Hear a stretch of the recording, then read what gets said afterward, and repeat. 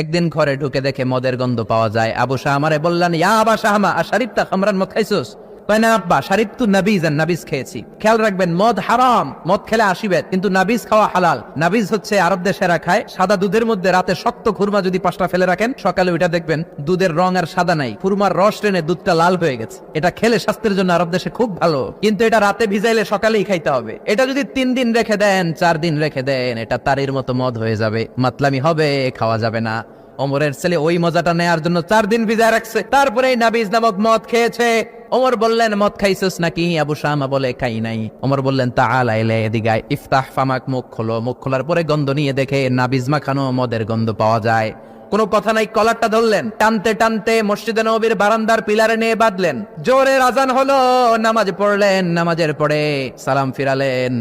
সালাম ফেরানোর পরে বললেন, মাকানাকুম ইনদানা হাদ। নামাজের পরে সুন্নত পরে সবাই বসবেন, একটা বিচার আছে। এই গুরুদণ্ড, এটাকে আরবিতে বলে হাদ, প্লুরাল হচ্ছে হুদুদ। সবাই যখন ওযু করে ঢুকতেছিল, বারান্দায় দেখে ওমরের ছেলে বাধা। সবার চিন্তা, হায় হায় কি ঘটনা ঘটলো, প্রেসিডেন্টের ছেলে পিলারের মধ্যে বাধা কেন? নামাজের পরে হাজার হাজার সাহাবী সবাই বলল, খলিফা কি হয়েছে? মাল আমর, হোয়াট হ্যাপেন্ড? ওমরে ফারুক বললেন, এটাই নাবিজ খেয়েছে, তবে এটা মদ হয়ে গেছিল, এখন আশীর্বাদ দিব। কানা ঘুষা, কানা ঘুষা। হাজার হাজার সাহাবী, কেউ কেউ বলল, খলিফার ছেলে তো মনে হয় মারবে না, ধমক দিয়ে ছেড়ে দিবে। এরকম কিছু বিচার দেশে আছে না নাই?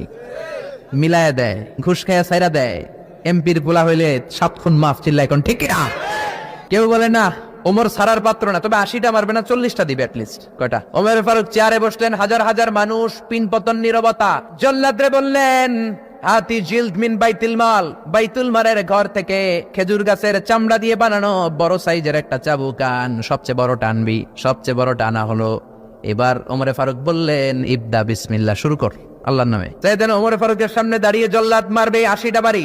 মারতে শুরু করেছে, ওয়াহিদ, ইসনাই, তালাতা। 3 বাড়ি মারার পরে ওমরে ফারুক জল্লাদকে দিলেন এক থাপ্পড়। 3 হাত দূরে যে পড়লো জল্লাদ। জল্লাদের হাত থেকে চাবুক তুলে ধমক দিলেন, তুই কি চাবুক মারোস নাকি চাকরি বাঁচাস? আস্তে মারলি কেন? আসলে আস্তে মারে নাই, দেহে যত জোর ছিল, ওমরের হুকুম তামিল করবে না এরকম জল্লাদ মদিনায় ছিল না। জোরে কোন ঠিক কিনা? যত জোর ছিল তত জোরে মেরেছে, কিন্তু ওমরের পছন্দ হয় নাই। ওমর বললেন, ইনদাকা তালাতা ইনদি ওয়াহিদ, তোর হিসাবে 3টা, আমার হিসাবে মায়ের হইছে 1টা। আমি 2 নাম্বার থেকে শুরু করব। 2, 3। মারতেছে কে? মদিনাতে উনারসে পালোয়ান আর কেউ নাই। এক একটা বাড়ির আগাতে ওমরের ছেলে আবু শামা চিৎকার করে কাঁদে। এক একটা বাড়িতে চামড়া ছিঁড়ে যায়, রক্তগুলো ছোপ ছোপ করে নববীর দেয়ালের মধ্যে লাগে। ছোট্ট ছেলেটা